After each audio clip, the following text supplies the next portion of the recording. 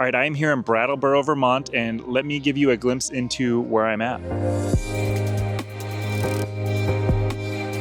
We are at this adorable park here in Brattleboro. I chose Brattleboro because I thought it was an interesting name as we were looking on our itinerary here. And this whole New England experience has been great. I have loved every minute of the New England experience. Very pretty, lots of trees, very similar to like where I'm from, just more humid. Very neat experience, but you're not here for that. You're here to learn how Medicare works in Vermont. So let's talk about it. When we talk supplement plans, cost comes into play here. Now, the costs here in Vermont are going to be based off of a couple of things. Number one, it's a community-rated state. What that means is that costs are not based on your age. It's based off of the community. So a 65-year-old is paying the same as a 105-year-old. The other types of supplement plans are issue age and attained age. So again, that's not here, but those are based more on your age than community-rated. Community-rated states tend to be higher than issue age and attained age states, especially for those who are turning 65. So the younger you are, the more expensive community-rated is. As you start to get older, that normalizes. So for 85-year-olds, community rated is good, but as you're younger, it is more expensive than you could get elsewhere. Now, the national average is $150 for a 65-year-old to get a supplement plan G. Here in Vermont, it is $220. The national average for a plan N is $120. Here in Vermont, it's $180. The other thing contributing to the fact that it is more expensive is that you are a guaranteed issue state or a GI state. And not only that, you're an open enrollment year-round state,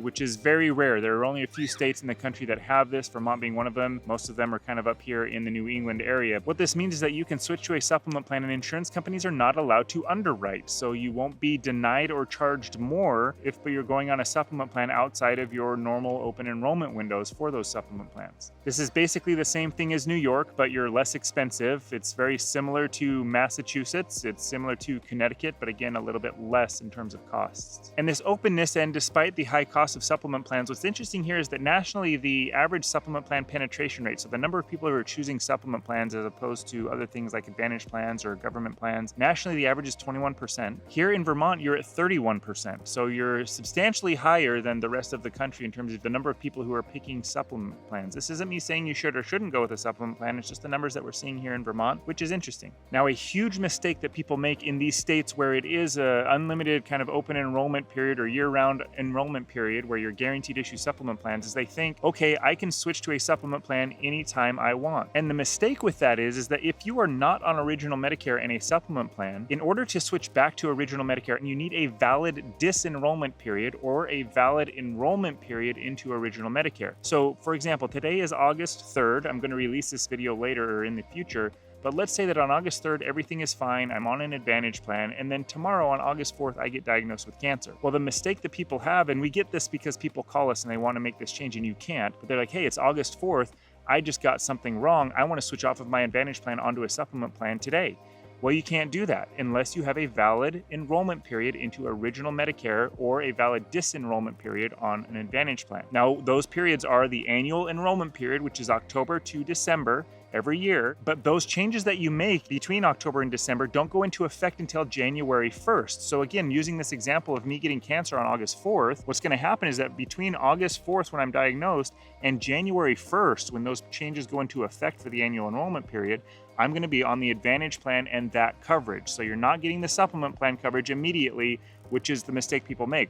Another enrollment period would be the open enrollment period from January through March. That's another time where you can disenroll in Medicare Advantage and jump on original Medicare and a supplement plan, or a special election period. Now, the most common for this is that you've moved. So you've moved outside the coverage area of your Advantage plan.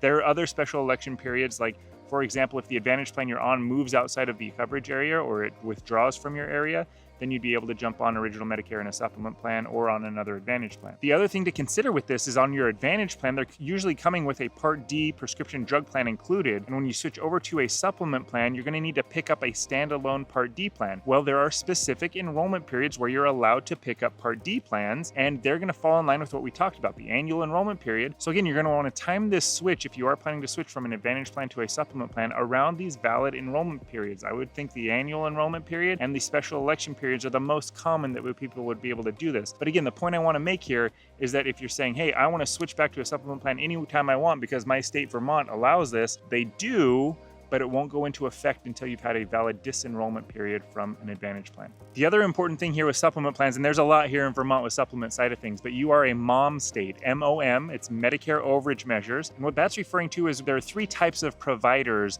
that we get to deal with. So the first are those who participate with Medicare. They accept Medicare's payments as full payment for their services. The second are those who do not participate with Medicare.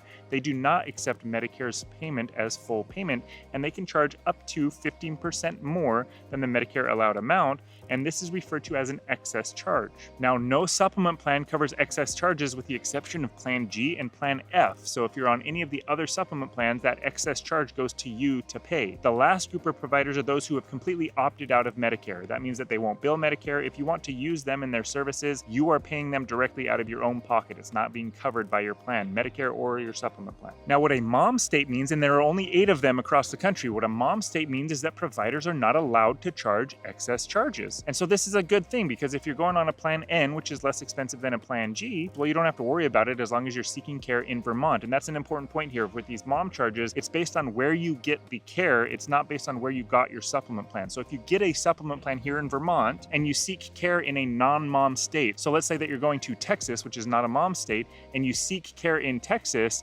you could be charged those excess charges if you're on a Plan N or just not a Plan G or F. Likewise, if you got your supplement plan in Texas, but you receive care here in Vermont and you have a Plan N in Texas, here in Vermont, you won't see excess charges even though you're on a Plan N, because they're not allowed to charge it here. So it's based on where you receive care, not where you get your plan.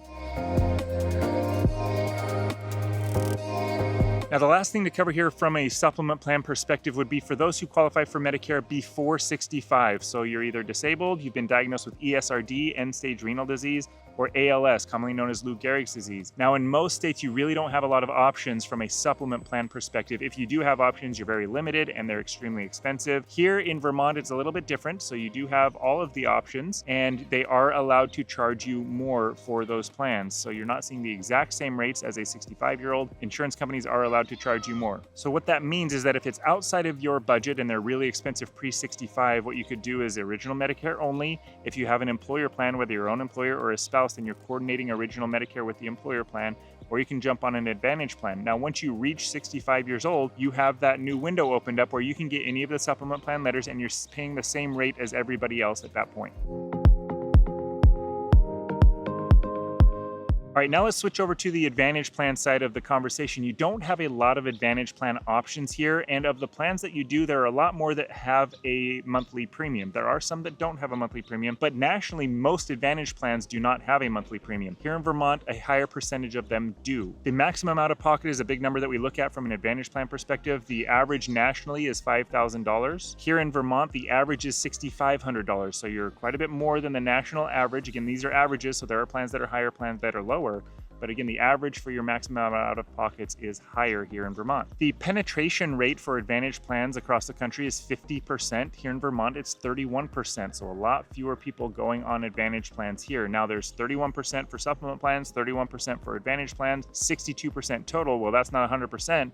Where's everybody else going? Well, what goes into that number would include things like FEHB, VA, TRICARE for life. If you have an employer that offers kind of the retiree Medicare plans that are kind of quasi-Advantage, quasi-supplement plans, that would go into that. If you're eligible for both Medicare and Medicaid, then that would go into that. So that's why the number doesn't add up to 100% here between Advantage and supplement. Now, with all of this ability to switch back to supplement plans, there is a couple of exceptions here from an Advantage plan to a supplement plan, and that involves your trial rights. So the first trial right to understand is that when you go on Medicare at your 65th birthday, this only works if you're going on at your 65th birthday and you take an Advantage plan, you have a 12-month window where you can try that Advantage plan and switch back to original Medicare and a supplement plan with no medical underwriting. So that's kind of outside of those other enrollment periods we talked about. The second trial right is at any age when you first go on Medicare. So if you've delayed Medicare past 65, and let's say you're 70 years old and you go on Medicare for the first time and you choose a supplement plan first, if at any time in the future you want to move off of that supplement plan and try an Advantage plan, you have a 12-month window called your trial right